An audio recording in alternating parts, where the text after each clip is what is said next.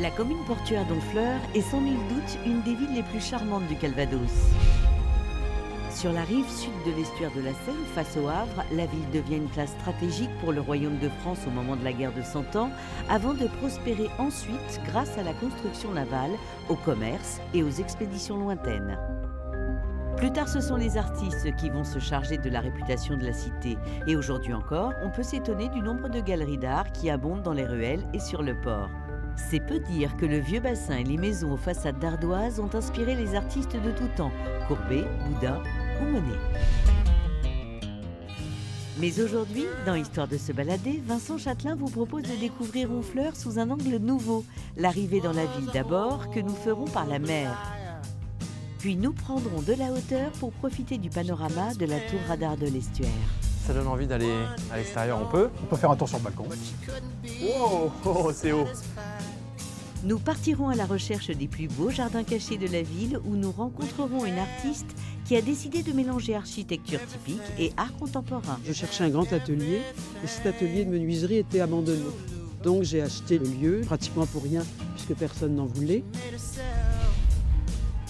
Nous profiterons d'une visite privée dans la maison natale du compositeur Erik Satie. Erik Satie, il est influencé par sa jeunesse honfleuresque, qui est une jeunesse en effet seule et un peu dure. Avant de nous quitter dans un des lieux les plus secrets de la ville, la ferme Saint-Siméon. On est dans la chambre de Claude Monet, là, c'est ça? Là, on est dans la chambre de Claude Monet. Il peignait également les murs. C'est des tags qui aujourd'hui coûtent une fortune, j'imagine. Ils sont tous dans les musées. Histoire de se balader à Honfleur, une visite hors des sentiers battus.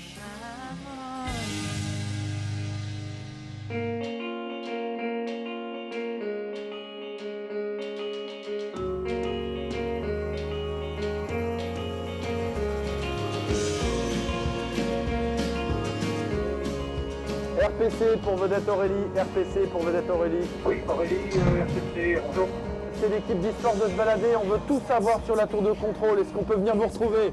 Allez-y, vous êtes le bienvenu. Ok, super Laurent, à tout de suite. On peut envoyer les moteurs, à pour la caisse.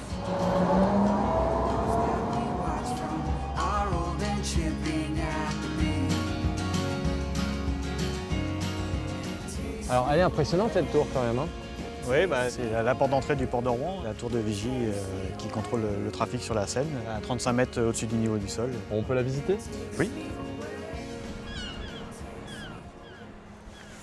Donc voilà, nous voilà arrivés dans la salle de contrôle de la tour radar. Wow, alors c'est la plus grande baie vitrée du monde quand même. Hein. Du monde peut-être pas, mais voilà, on a une vue donc imprenable sur l'estuaire. Et alors les gros bateaux qui viennent à Honfleur, évidemment, eux, ils vont plutôt accoster de ce côté-là, c'est ça? Alors voilà, les paquebots de croisière viennent sur les quais à Honfleur ici, qui se situent en Seine.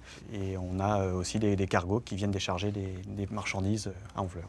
Alors j'imagine qu'il y a quand même pas mal de travail dans ce port. Il y a combien par exemple de paquebots de plaisance qui accostent ici? Alors chaque les année? paquebots, on arrive maintenant 45-50 paquebots par an. 25-30 000 passagers. Ah oui. Je vois qu'il y a monsieur là-bas, je crois qu'il s'appelle Didier, c'est ça? Dites-moi Didier, cette tour de contrôle, elle existe depuis quand déjà? Depuis les années 76 environ. Ouais. Elle a été justifiée par l'augmentation du trafic au niveau du port de Rouen. Et puis la principale raison d'être de la tour, c'est justement organiser la circulation des navires au sens large dans l'estuaire. Parce que si le plan d'eau vous paraît assez large, ouais, en fait, c'est une voie qui ne fait que 200 mètres de large. Et les bateaux les plus gros, ils font combien de large? Ils font jusqu'à 45 mètres de large. Ah oui, d'accord. Ouais. Ça va, vous en lassez pas de cette vue, elle est quand même incroyable. Elle est incroyable et puis elle est surtout intéressante au gré des changements de météo. Ça donne envie d'aller à l'extérieur, on peut? On peut faire un tour sur le balcon. Ok, allons-y. En plus, on a un soleil magnifique. Wow, oh, c'est haut. Il y a de l'air aujourd'hui. Hein. Oui, il y a un petit peu de vent de nord qui n'est pas chaud du tout. Hein.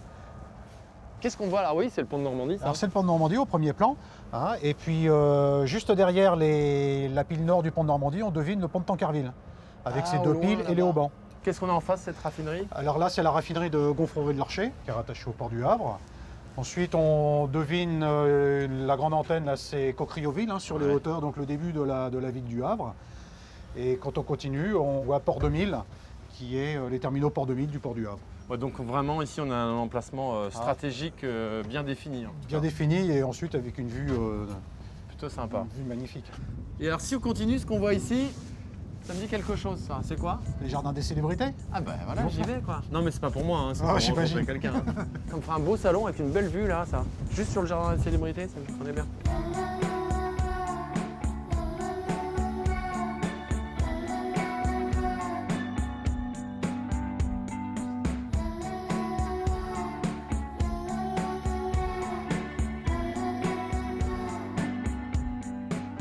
Ça va Michel?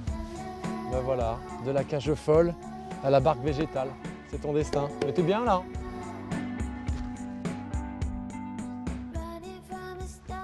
Vous êtes bien là, Clémence. Vous allez bien? Très bien, et vous? Alors vous m'avez donné rendez-vous ici dans ce jardin qui s'appelle comment? Ça s'appelle le Jardin des personnalités. Ce jardin, il est dédié aux grandes figures historiques qui ont fait justement toute l'histoire d'Honfleur. Et juste derrière nous, tiens, un certain Colbert. Il a fait pas mal de choses, Colbert, en France. Oui, quand même, on lui doit beaucoup de choses en France, à Honfleur aussi, Ouais.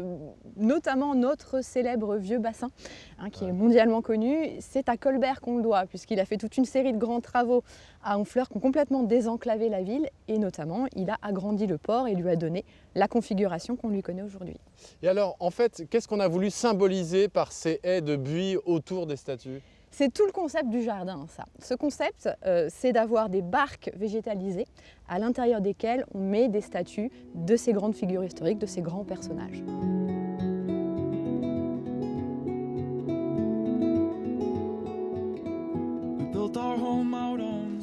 Et alors ici, on a planté des arbres qui sont tropicaux, non? Oui, alors c'est des essences effectivement pas tellement locales, ça tient au principe du jardin, c'est-à-dire qu'on a décidé dans ces barques végétales d'installer des essences qui correspondent un petit peu à l'histoire de chaque personnage. Donc là, on est avec Pierre Berthelot, qui est un navigateur du XVIe siècle qui a exploré l'Indonésie par exemple, donc on va mettre des essences qui correspondent. Ah d'accord, ça ce sont des arbres indonésiens. Ah, donc on voyage aussi dans le visuel, quoi. Énormément, Honfleur, c'est une ville de marins, de navigateurs, de voyageurs.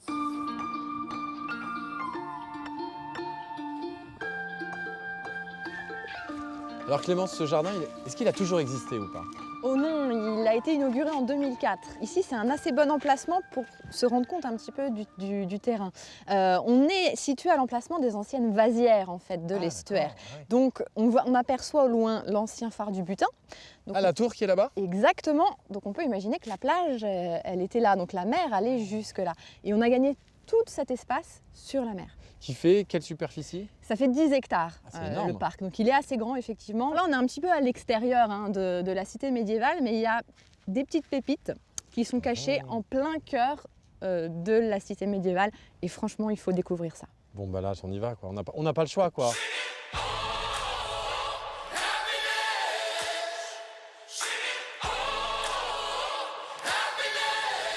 Où est-ce que tu m'emmènes, là? Alors là, j'aimerais faire découvrir un des petits secrets de la ville d'Honfleur. C'est un des mieux gardés. C'est un jardin qui est situé en plein cœur du quartier Saint-Léonard, mais qui est assez caché et que les gens ont un petit peu de mal à trouver parce qu'il faut prendre plein de petits chemins. Bon, bah, je te suis, alors. Par ici. On se demande où on va atterrir.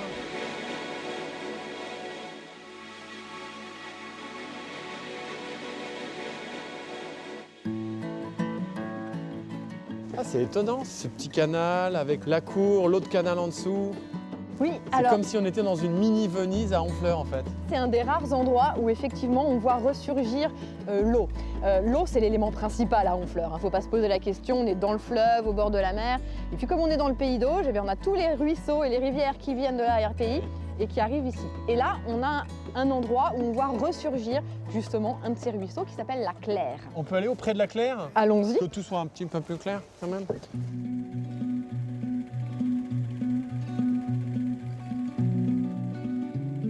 C'est quoi ça? On dirait des bacs à poissons, c'est des prisons à poissons ou... Non, pas du tout. Non? En fait, ici, on a dit le jardin du Tripot parce que pendant un temps, il y a une maison de jeu qui a été installée ici. Mais c'était un quartier où on avait les tanneurs qui s'étaient installés là. Et les teinturiers. Et là, ce sont les vestiges des anciens bacs des teinturiers. C'est plein de surprises en fleurs en fait, hein? Partout. Donc on le voit bien, Honfleur c'est une ville où il y a eu plein d'artistes, il y a eu notamment Monet, Eugène Boudin. Aujourd'hui, c'est une ville vraiment où l'art est très présent. Oui, c'est une ville d'artistes, ça s'est jamais démenti. Là, on est en plein cœur du quartier Saint-Léonard, on voit ces œuvres d'Annick Leroy. Il y a une autre artiste que j'aimerais beaucoup faire découvrir dans le quartier Sainte-Catherine, donc de l'autre côté. Donc, je te propose qu'on y aille maintenant. Ok, alors c'est parti.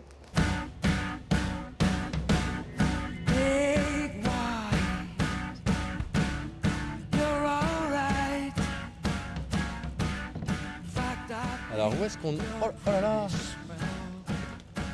C'est incroyable cet endroit. J'attendais cette réaction, c'est parfait. C'est vrai, c'est génial. Bienvenue dans l'univers de Florence Marie, bienvenue à la Forge. On est à la Forge ici, là, en plein cœur d'Honfleur. Vous êtes en plein cœur de la cité médiévale, vous poussez la porte, et voilà. Et alors là, on change d'univers. On n'est plus au Moyen-Âge, on est au XXe siècle avec, on dirait, de l'art brut un petit peu partout, avec une utilisation de matériaux naturels, du bois. C'est incroyable cet endroit, incroyable. Elle va vous parler de son travail beaucoup mieux que moi, mais oui, ouais, c'est un site qui est assez étonnant. Les visiteurs ne s'attendent pas du tout à trouver ça en plein milieu du centre historique. Donc oui, c'est génial. C'est dingue, j'adore cet endroit. Oh là là, mais alors là, c'est de plus en plus spectaculaire en fait. Ouais, il y en a partout, en fait. L'œil peut se poser nulle part, il y a des œuvres absolument partout. Là, c'est le zébu dragon. On peut voir ce qu'on veut, je crois. Là, on a un arbre, alors on se demande de quelle planète il peut venir. Ben, on va demander à Florence, elle va nous raconter. Ah, et elle est là-haut, Florence. Elle est en train de travailler sur une œuvre, je pense. Bonjour Florence. Bonjour. Je suis impressionné par votre jardin. On monte vous voir?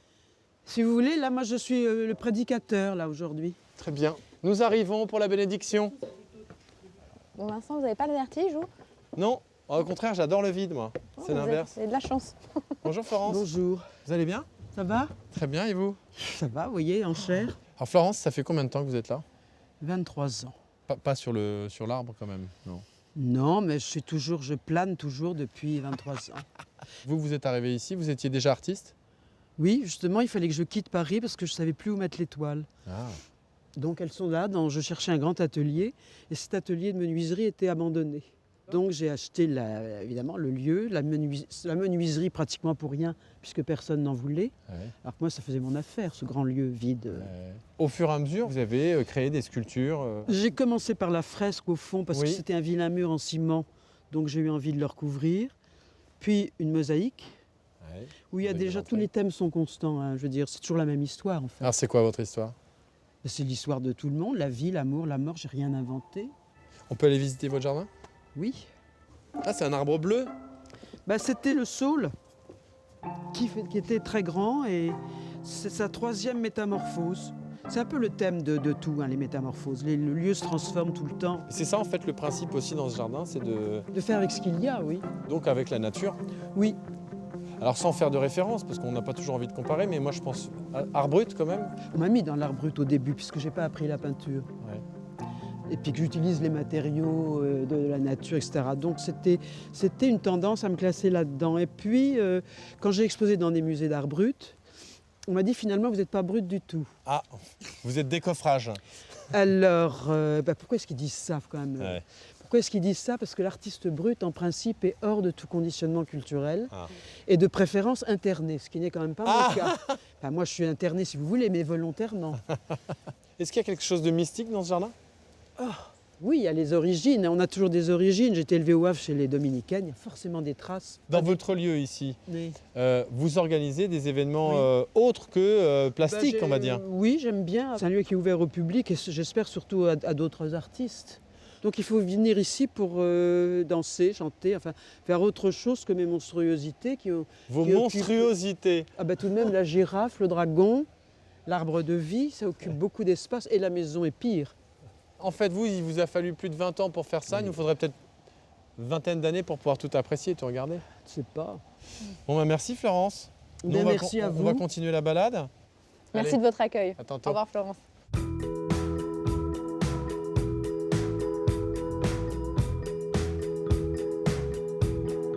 Un compositeur qui écrit une partition, en général, il va mettre des annotations pour expliquer comment il faut interpréter son morceau. Ça va être forte, pianissimo. Là, je vais vous parler d'un compositeur de génie qui est né ici à Honfleur, qui lui donnait comme annotation du coin de la main, un peu cuit, ou alors carrément comme un rossignol qui aurait mal aux mains. Je parle d'Eric Satie, qui est né dans cette maison.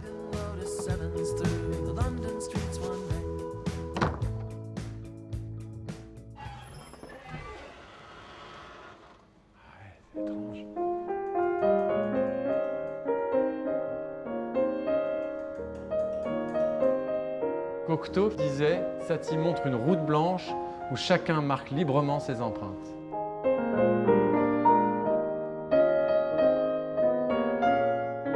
Alors on l'appelait le vieil ange qui cache ses 20 ans, l'inharmonieux loufoque.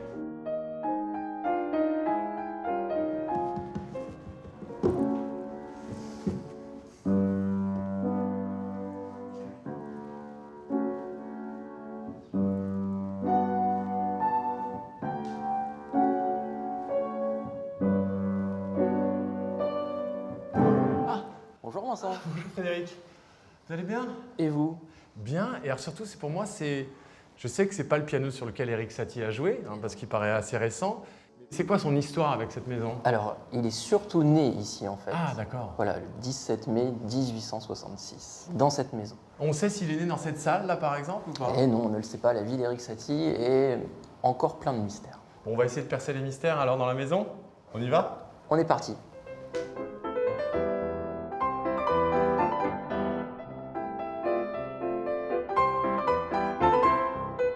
Satie du soir, Satie du matin. Moi, je me trouve du côté du Satie du matin. Le Satie du matin, c'est le Satie qui est pieux, le Satie qui s'inspire peut-être aussi de cette religion pour créer. Et le Satie du soir, qui est-il? Je suis du côté musical, cabaret. Satie qui, quand il est sur Montmartre, eh bien, fréquente les cabarets et notamment donc, le cabaret du Chat Noir. Ouais. Il va devenir l'un des pianistes en fait de ce cabaret et faire plusieurs rencontres, notamment une et sa seule histoire amoureuse avec Suzanne Valandon. Une seule histoire amoureuse dans sa vie, connue? Une seule connue de quelques semaines. Ah oui, d'accord, carrément. Oui. Donc il n'a pas d'enfant, il n'a pas de descendance? Pas d'enfant, pas de descendance. Est-ce qu'il était apprécié à l'époque de ses congénères, des artistes notamment? Des artistes, oui. Il va se lier d'amitié avec Debussy. Par la suite, on va le retrouver auprès de Picasso, de Cocteau. Donc, il a une notoriété dans le sérail artistique. Par contre, du grand public, il est assez peu connu. D'ailleurs, il va vivre dans une relative misère, Erik Satie. Ah oui.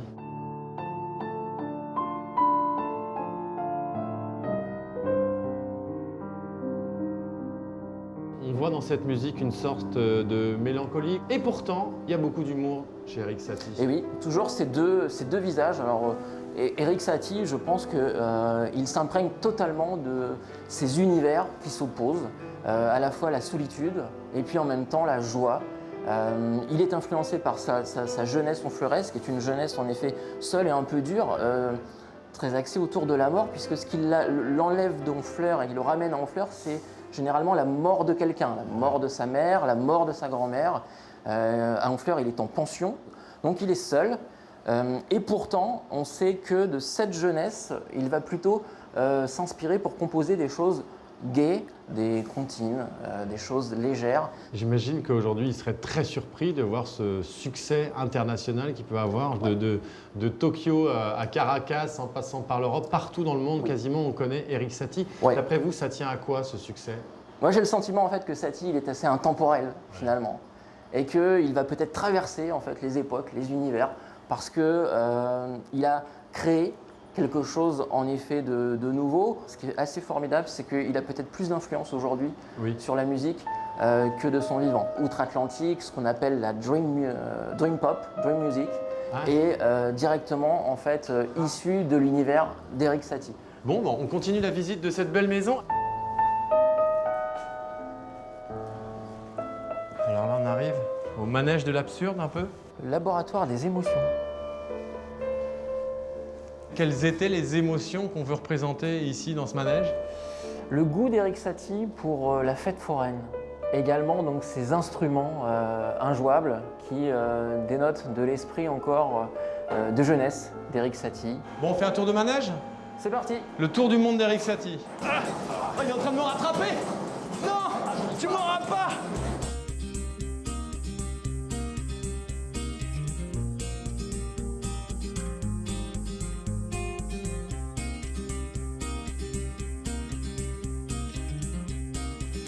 Bonjour Xavier. Bonjour Vincent. Alors vous êtes le concierge de la ferme Saint-Siméon, un lieu qui est assez connu ici dans la région parce que c'est un très bel hôtel, mais c'est surtout un lieu d'histoire.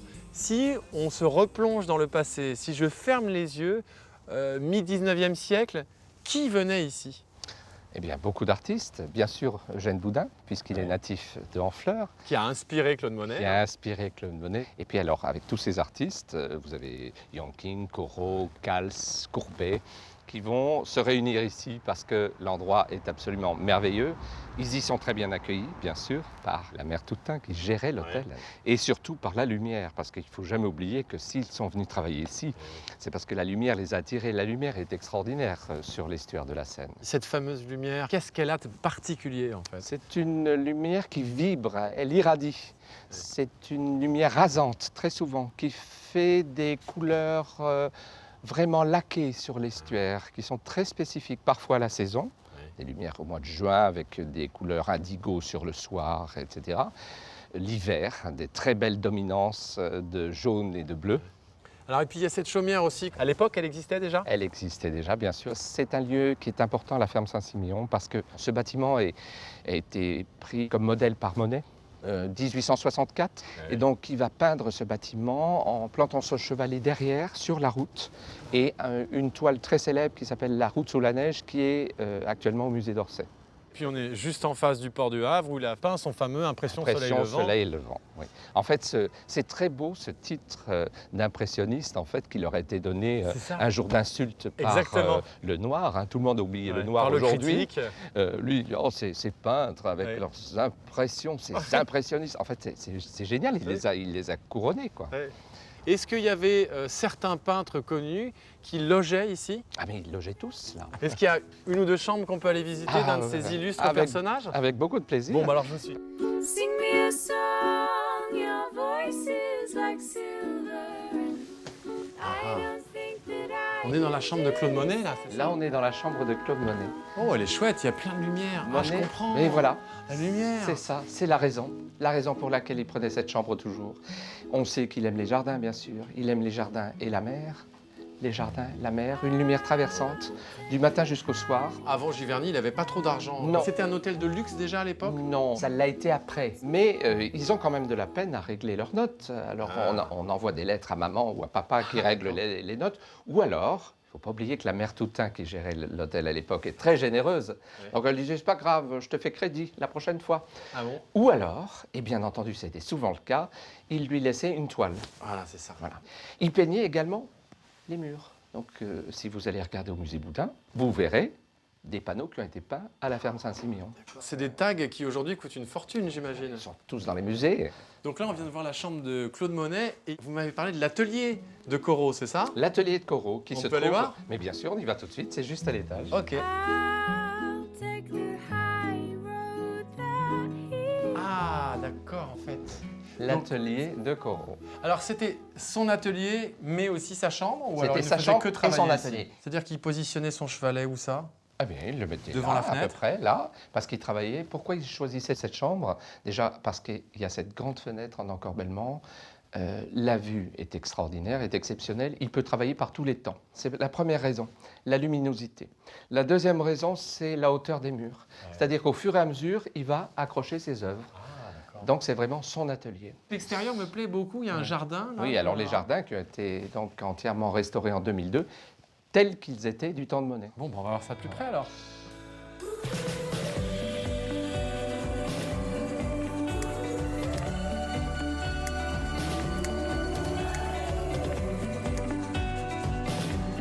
Qu'est-ce que tu es en train de faire là? Je suis en train de rabattre les rosiers pour la taille d'hiver et surtout par rapport au vent. On est balayé énormément par les vents et ça couche, voilà. Et ça couche les rosiers, donc il faut surtout toute la quantité bien on est obligé de sans trop les descendre, de les ratiboiser voilà, pour qu'ils ne subissent pas la force du vent. En fait. Oui. Alors là, il y a beaucoup de rosiers, de lavande, de bruyère. Oui. Donc la lavande, pas forcément une plante qui pousse par ici. Non, mais par rapport au gris qu'elle dégage, c'est remarquable pour le décor. Ah, c'est vraiment magnifique. C'est un gris qui va avec le ciel, la ferme aussi. C'est un mélange qui se marie avec l'ensemble. Bon, il y a un petit peu de travail, c'est ça aussi, là, au niveau des rosiers, non? Oui, du travail. Et si tu pouvais m'aider, ça serait sympa.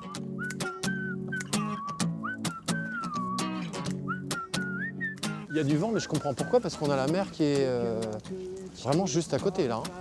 Juste là, oui. tout est ouvert. Alors ça, c'est toi qui as fait ouvrir tout ce qu'il y avait ici, c'est ça? C'est les propriétaires qui ont voulu cet effet 180 avec le verger et d'avoir cette vue sur l'estuaire Oh là là, le qui est panorama. remarquable. Avec le pont de Normandie Et jusqu'au Havre. Ouais. Et par les matins clairs, on voit même le pont de De Tancarville, Tancarville. vraiment au virage de Ouais, la ouais. Seine. Vraiment exceptionnel. Tous les matins quand je me lève, je viens ici, c'est un bonheur. C'est un bonheur. Voilà, c'est fini, l'émission se termine. Alors j'espère que ça vous aura donné envie de découvrir Honfleur, une ville charmante, soit, mais surtout pleine de mystères et de secrets. Le mystère de la création géniale d'Erik Satie et le secret jalousement gardé des petits jardins en centre-ville. Je vous retrouve très bientôt pour de nouvelles aventures d'Histoire de se balader. Ciao les amis!